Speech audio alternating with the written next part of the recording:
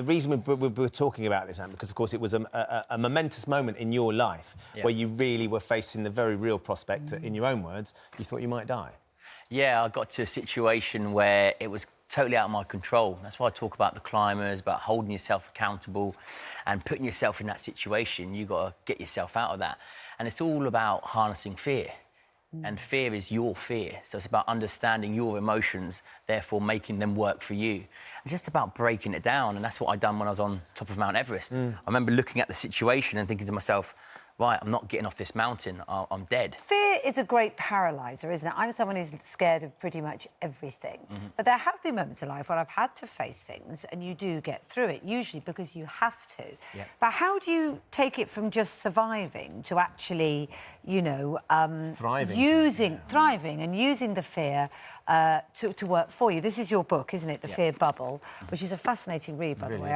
We've been really enjoying it, haven't we? How do you do that?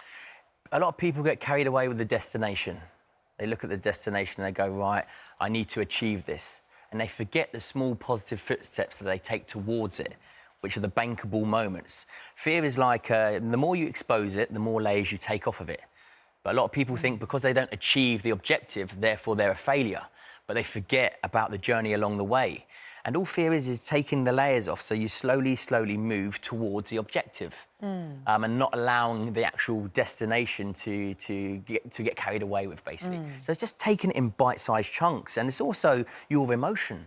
Now, fear is different for every single person, and it's your emotion. So the more that you learn about it, the more you expose it, the more you learn about it, the more you learn about yourself. And why wouldn't you want to do that? So I say to people, just if you're scared of heights, for example, you don't have to stand at the edge of the cliff, but take 2 steps closer than you've ever been. And those bankable moments become recognisable. So all of a sudden, you've opened up this small space for yourself that you become familiar with, and next time you're up there, you might take a further 2 steps. So it's just about breaking it down and taking that journey slowly. Why? That's what I think. I think it's all about having curiosity. Why am I scared? What's making me scared? What scares you now, Ant? I get scared I'm like every normal human. I get scared of, when I'm stood on a cliff, I get scared.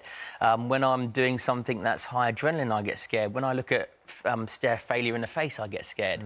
But there's not much that phases me because I know that once I commit to fear, then I'm going to learn. No matter whether I succeed or fail, I'm going to learn something. OK? And I'm going to grow from it and I'm going to become a better version of myself. One of the things I love about your series, SES, there's a new series starts in January, and then the celebrity series, which has been such an incredible thing, is watching people deal with their fear and the intimidation of the environment. And like you say, the overwhelming sense that lots of people turn up and they want to prove something to themselves, they want to find out about themselves, and seeing how they manage that journey. It must be an extraordinary thing to be a part of and to be sort of at the heart of with the others.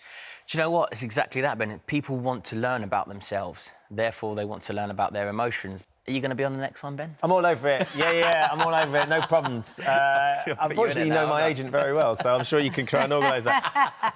My back's definitely playing up a bit more. Yeah, I'd love to see you do something like that. I would love to do it, because I think that sort of mental challenge is something that we've talked about a lot, and we love. We're sadly out of time, and we don't have enough time. The book is, honestly, Kate and I are just riveted by it, and we'll harness it. You need to come back, because we haven't even touched on Stocker Reid. Which was an amazing experience. Hopefully I'll be back next year. Yes, you will. Great. Lovely to see you, Anne. Thanks so much for coming in.